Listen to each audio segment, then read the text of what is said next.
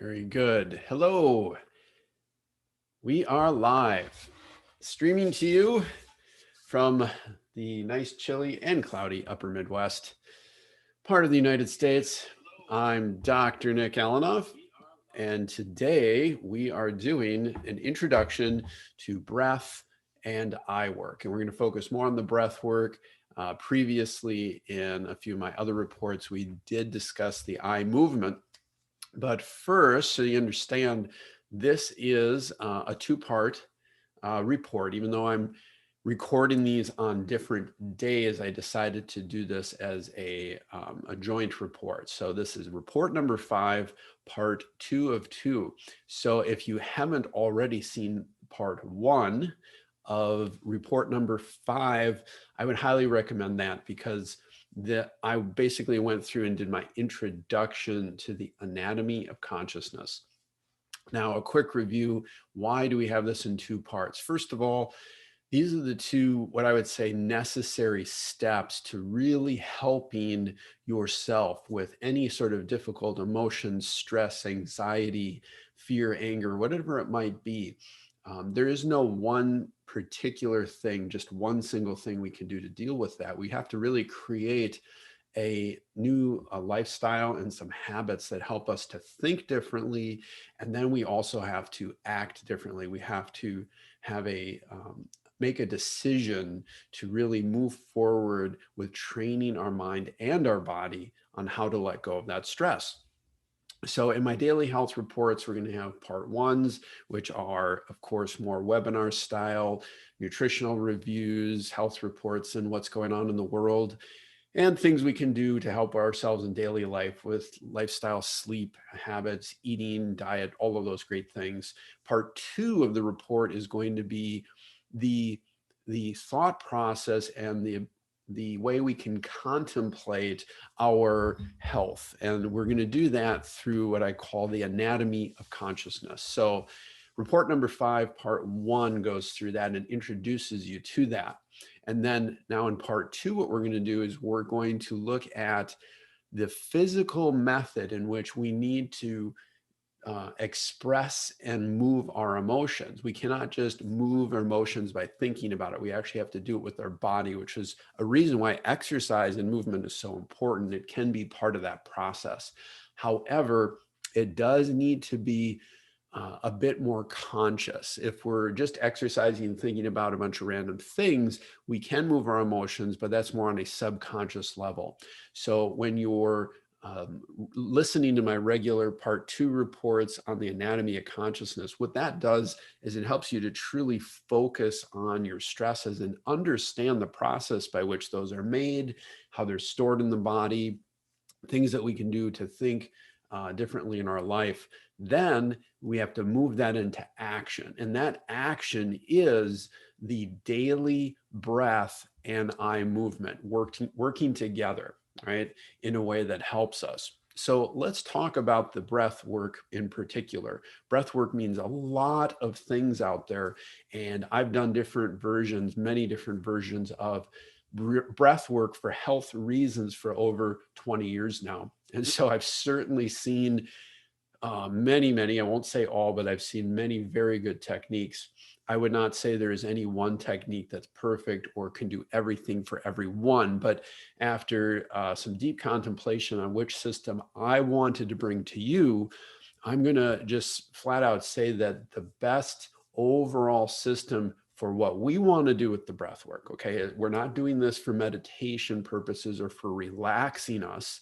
We're doing this to bring our emotions up and to become aware of them and to move them out, okay? Now, the end result of this is relaxation. But like I said, in my part 1 of report 5, that many times what we're doing is we're feeling anxious and we're trying to find a way to actually ignore that anxiety. All right. And so we're using a distraction. And believe it or not, many types of exercise, meditation, and even breath work can be used as a distraction to remove our thoughts from our stresses. Now that temporarily feels good, but in the long run, that is not really going to help us to evolve our way through to a better level of consciousness, a more peaceful, joy-filled, and grateful level of consciousness. So what we're going to do today, I'm going to demonstrate what I think is one of the best, not the only, but one of the best methods for breathing to activate, move our emotions, and actually retrain our brains to understand stress and adapt to stress, because we're all right now under far more stress than we mostly have ever been in the world, given the current health crisis. And we need to learn that we can't just keep piling on distractions in order to deal with these new fears and stresses. That is not going to work. We're going to implode if we do that. So what we really have to do is adapt and learn new methods of stress release. So the type of breath work that I'm very impressed with, that I've done for years, along with others, and the type I want to bring to you was actually developed by a gentleman by the name of Wim Hof. And so many of you are like, oh yeah, of course, Wim Hof, and others are like, who? And basically this is Wim Hof, the Iceman, who for, I want to say well over 20 years has been developing, teaching, going around the world and doing some amazing things with his breath work. He also is the individual who really made popular the idea of cold, using cold therapy, either being outside in the cold or using cold showers in order to stimulate our stress response to heal the body. And so again, this is not a system designed for sedating us. This is not a just purely, oh, I need to meditate and relax and turn my mind off. No, this is an active form of breathing used to actively help us focus in and feel our stresses and figure out new ways to deal with it. So like I said before, this is a two-part system. We have the breath work and eye movement. So I'm taking breath from Wim Hof, which I'm about to demonstrate right now, and then I'm moving in with the eye movement. So eventually we're going to do those together. So that's one system, breath and eye movement. And that is the physical way by which we will train our body and release our stresses on a regular daily basis. And we're going to do that together.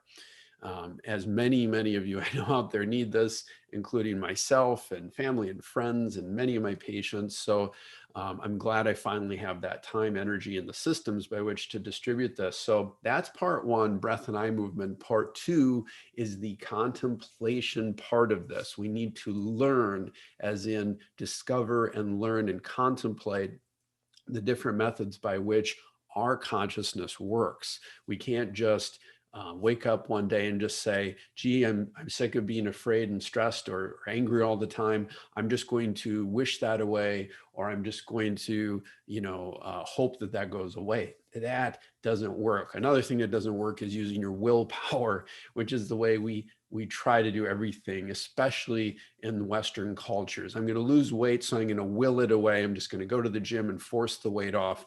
I'm going to eat better, and I'm just going to wake up one day. I've always eaten this way. Now I'm just going to will myself into eating this way. This doesn't work. There's a great book out there, by the way, called Willpower Doesn't Work. I agree with it 100%. I've seen it for 20 years in practice. People cannot will things away. What we can do is we can make a decision, and we can be patient, and we can move ourselves step by step, day by day, slowly and patiently, but with good focus towards a new goal. And we do that by using our minds to contemplate and calm our process with our mind. And then we have to use a stress release technique, of which there are many. Something I do in my practice is something actually called stress release therapy. And that is very helpful and necessary for some people. However, doing that once a week, once a month, whatever it might be that people are coming to me for, it's just obvious in today's new stressed out world that we need more. We need to do something daily, and we have to have that become a major focus in our life, because when that happens, everything improves. I'll say one more thing before we get into the breath work, and that is, if you're listening to this, this is your introduction to this breath work. I'm about to describe what we're going to do. If the first thought that goes through your mind, or maybe the second or third or 10th one eventually later on, is that I do not have time to do this. Dr. Alenov saying I need to do this once every day, or preferably every day in the morning to start my day, and every day in the evening to end my day. And you say, I just don't have the time to do this. I'm going to ask you to think about something and contemplate something, right? And if you can't do the breath work with me every day because you're so busy, what I hope you will do, because you can do this while you're cooking or while you're driving, is throw on one of my part 2 reports, my reports in part 2 again, which is the anatomy of consciousness, and just listen to that. That will help you to discover why it is you're so busy. And for everybody, and that is everybody who says, I'm too busy to do this, I'm too busy to change my life, I'm too busy for this, that my life's too chaotic, I don't have the time, I can't think about it, why are you asking me to do this? I'll say, this is because you're using busyness to distract yourself from the negative feelings, the emotions, and the stresses in your life. And I have been so guilty of this myself for so many years. So I am not pointing fingers. I am in that boat with you. And so I have discovered, however, that true change occurs when we are able to contemplate, relax our minds, filter out what's important, what's not important, and most importantly, have a practice. And this is breathwork certainly shouldn't be the only thing. This is one piece. I believe, obviously, having a spiritual practice to connect you with God is the utmost importance. However, an exercise practice, a meditation practice, a prayer practice, all of these things are very important. But if we are only doing things within our minds and we're not physically moving our breath every day, I guarantee you this is the number one most important thing you can add in to your life to make everything else click, and to truly calm yourself, not calm yourself with distraction, but calm yourself with the release and the relaxation that you feel when your emotions truly move, when your mind lets go.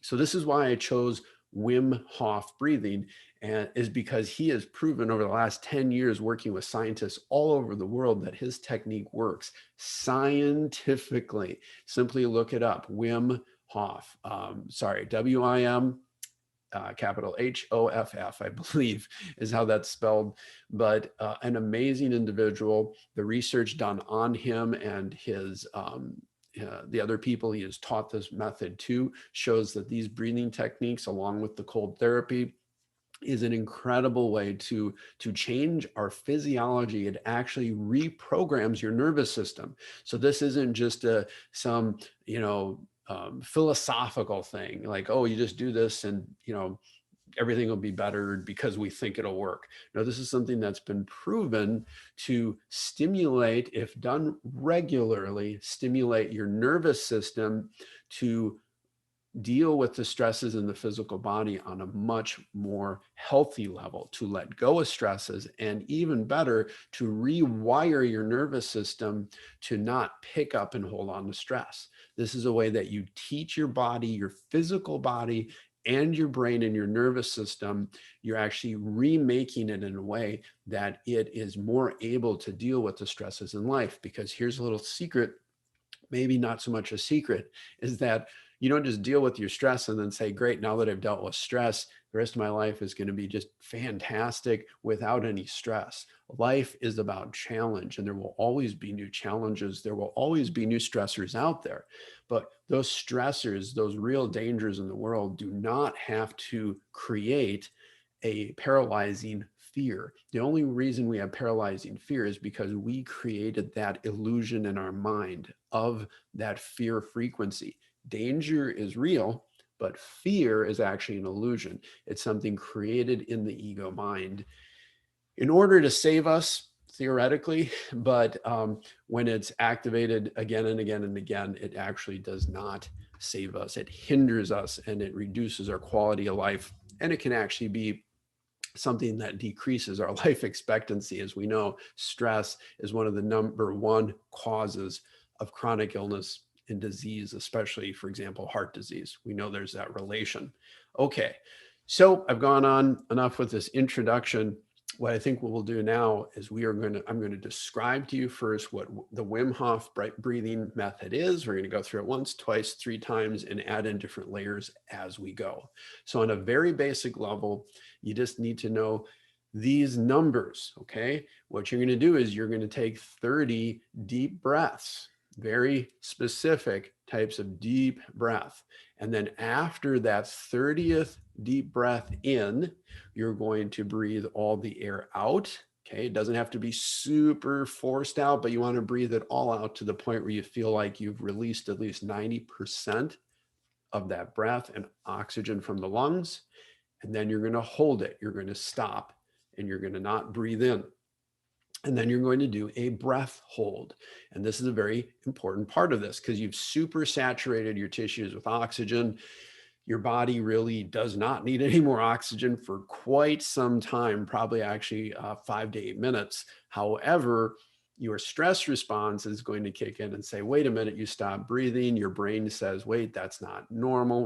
We don't want to do this. So anywhere from, if you're very weak, in the 15 to 30 second mark, averages for the first breath hold is anywhere from 1 to 1.5 minutes. The timing at first does not matter. All we're going to do is breathe out, and we're just going to stay in a calm, quiet state while holding the breath for as long as is comfortable. This is not a shaking, turning blue in the face kind of thing. As soon as you get that first strong kind of move or urge that says, take a breath again, go ahead and do that. And then as you do, that first breath in after the breath hold is 1 breath in, super deep, and you want to really pull it up into your chest and then squeeze, hold it in for about 15 to 20 seconds, and then relax. So that is what we will call 1 cycle, 30 deep breaths, breath hold, deep breath in, let it out, 1 cycle.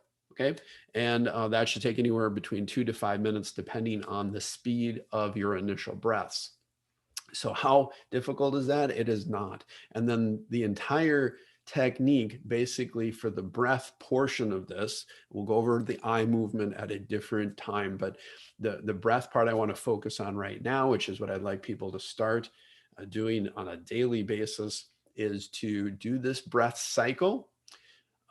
3 times is about average. So you go through that whole cycle 3 times. If you only have the time to do it once, fantastic, do it once. And I do it typically 3 to 4 times in a cycle. And this whole thing, once you get used to it, should take you, if you're doing it 3 times, should take you less than 15 minutes. Now, a few things before we get started to expect from what you might feel if you're not used to breathing this deep. What's going to happen, you're going to hypersaturate your body with oxygen. So a couple of things you can experience, none of which are bad for you, is some dizziness. You might feel lightheaded or like, wow. So obviously you do not want to do this standing. You do not want to do this driving or operating heavy machinery. You want to do this sitting. And there are ways to do it also laying down if you have to do that, but basically sitting or on your knees with your body rocked forward on the floor. I'll demonstrate that at a later time. Right now, I'm just sitting on the edge of my chair. You do not want to be slumped down because you want to open the lungs. So sit up nice and straight and actually move your body to the edge of the chair and then actually kind of rock your pelvis forward, sort of like you're just pushing your stomach forward a bit. It doesn't have to be strong, but just a slight rock forward. Now, what that does is it opens up the abdomen to give room for the lungs to come down. And then I'm going to point this down just a slight bit. So it gives me room to go down. And then also it gives me that push forward with the chest because I don't want my shoulders forward like this. I want them back and down. So don't go back and up, just back and down. Okay. So when you take in a deep breath, like I said, when you do 30 of them, you might feel lightheaded. You can even feel tingly around your body, especially some people, their fingers start to tingle, and this is not a problem. If it's bothering you at first, simply breathe less deep or slow the breath down. Okay. And so there's no one way or perfect way to do this breath. There's many different ways, which we will go over time. So most people, again, choose to do this mouth open, because if you're breathing deep through your sinuses, of course, these are smaller passageways. In the wintertime, we might be stuffy. So if I go in like this, that's fine. I can go in and out either nose or mouth. But if I go in through my mouth, which I prefer when I do this, you'll notice that it's just easier to move that in. It's quicker, right? Whereas the sinus breath might be a bit slower. But again, there is no exact way to do this. Also, if you're choosing to do it with your mouth, we don't want to do it through a straw, like I see some people doing, because they like that feeling or feedback.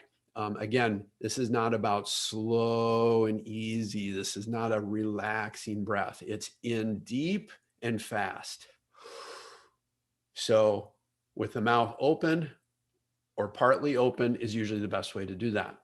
Okay, now the second thing you'll notice, and trust me when I say you do not need to over focus on this. You do not need to overthink it. But basically, when people do this, when I teach deep breath work and I demonstrate it, 99% of people who've never done breath work before are going to do a deep chest breath. It's going to be high up. Their shoulders are going to come up. They're going to go, right? That's what I see. And that's because we're overthinking it. We're not relaxing down. But don't worry about this right now. Over time, this part will relax, because you have to realize that 80% of your breath happens by pulling your diaphragm, which is right here, okay? Pulling your diaphragm down, okay? Only 10 to 20% at most of your air coming into your lungs occurs by expanding the chest or lifting up the shoulders. So if I'm taking a deep breath by going like this, I just took a 20% breath, basically. And so if I take a breath like this, see how my shoulders did not move. I just did an 80% breath. And once you've done this for a while, you've learned and you've relaxed into it, you can get 100% of your breath moving this way with almost zero movement up here. But again, this is not something we need to focus on right away. But just so you understand the different parts of it, I wanted to kind of go through that. So what we're going to do, what I'd like you to do again, is relax. Let's give this a go. You can count, or I'll tell you when we're getting close. And again, we're just going to walk through one cycle. All right. I'm going to slow my breath down. When I'm doing this myself, because I can relax into it, they tend to be very quick, which is usually quicker than most beginners are going to be able to do. But let's just do this together. Relax the shoulders down, pelvis tipped forward, relaxing the abdomen, and just feel the air. And again, this isn't you don't want to force your shoulders up, but if they go up as you breathe, which I'll do with you, that is absolutely okay. Try to picture the air coming down though. Just kind of visualize that going down into your belly. And that visualization helps your muscles, because your visualization talks to your nervous system. Your muscles go, okay, this is what they want me to do. This is what my master here is telling me to do, is to go down and expand the diaphragm downward. All right, so here we are, 30 deep breaths, and beginning.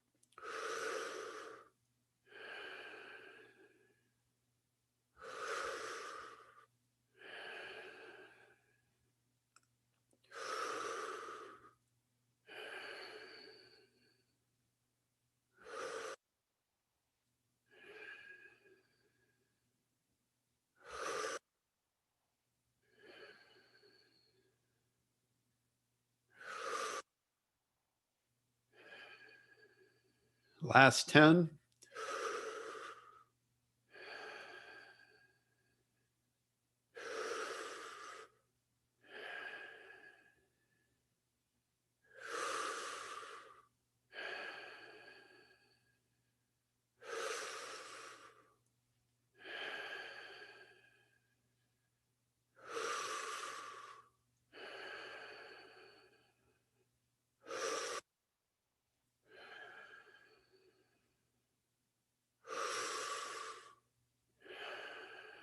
Two more. Now on the last one, breathe all the way in, let it out, and stop. All the way out, all the way out. Stop breathing.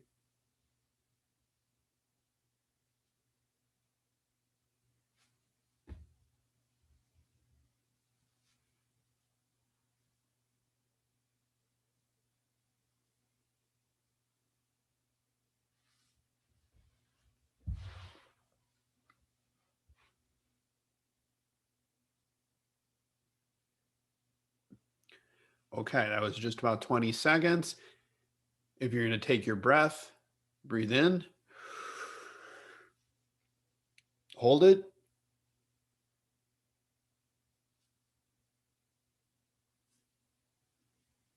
and out.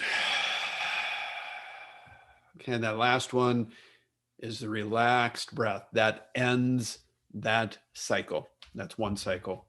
Now you're probably looking at your watch saying that took a while. And that's because for beginners, I take those breaths much slower. Go ahead and just keep relaxing, breathing normal now, and see what you feel, right? Yeah, a little dizzy, a little like, wow, maybe a little tingly, but feels good, right? Your head's becoming clear. And so if now this is not the second cycle, we're just going to end with that. But just to demonstrate, people say that took a while. Let me show you the pace of my breaths. Because I'm trained, I can push and actually pull that oxygen in very quickly, not using my lungs or chest, but by using my diaphragm. So I'm going to show you 5 breaths at the normal pace I do this. Okay. So here we go.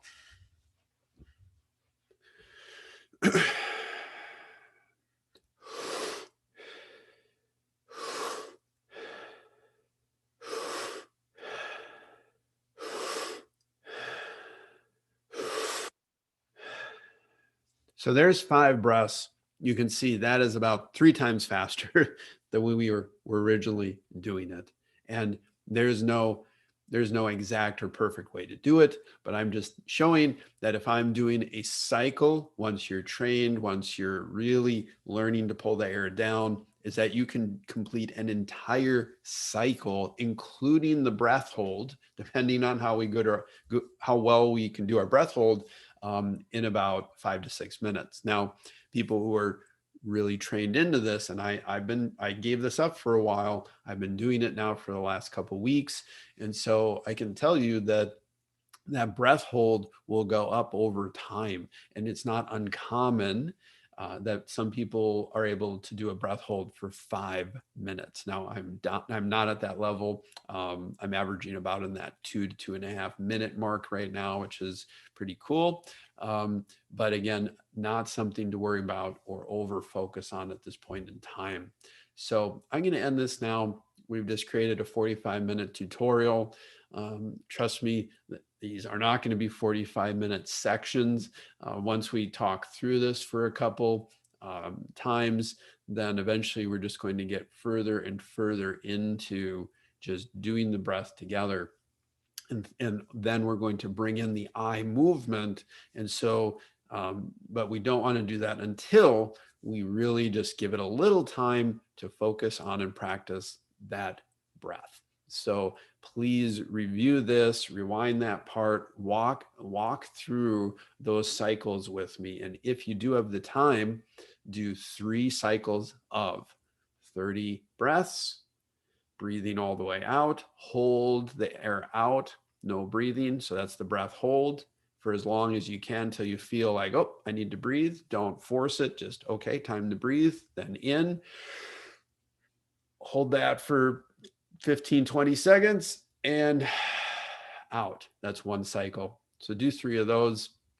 Do that right now if you can, or do 2 more right now if you can. And thank you for being here, for listening to this tutorial. I hope that we can move forward with this together and that this can help along with the contemplation of our stresses that we're going to do during our anatomy of consciousness classes, and that together all of these pieces are going to start falling into place and really help us to move to a new level of stress release and a new level of taking back control of our minds and of our feelings and of our heart. And this is so, so important, not just for this stressful time. I'm sure this will come to an end eventually, but everyone has stress in their life, and that is a normal thing. But there is so many different levels by which we can choose to deal with those stresses. And the old method, if there is an old normal that I don't think we need to go back to, I don't think we need to go back to using our playtime and our distractions to distract us from our stress. That doesn't mean that I don't hope that we go back to fully open restaurants and movie theaters and all that, right? Because those things are wonderful, but I prefer to engage in those activities with family and friends when I'm de-stressed, not totally stressed and then holding it in and then using those wonderful activities, those great activities as a distraction against stress, because then you're not truly there in the moment with your loved ones. You're not truly enjoying and creating joy. What you're doing is you're trying to fake a moment of happiness by distracting yourself from your stress. And this is not true living. True living is learning how to interact with life and let go of our stress in a healthy, productive way. And this will completely change your life and the way you live it for the better, I'm sure. Thank you again, and I'll see you all very soon.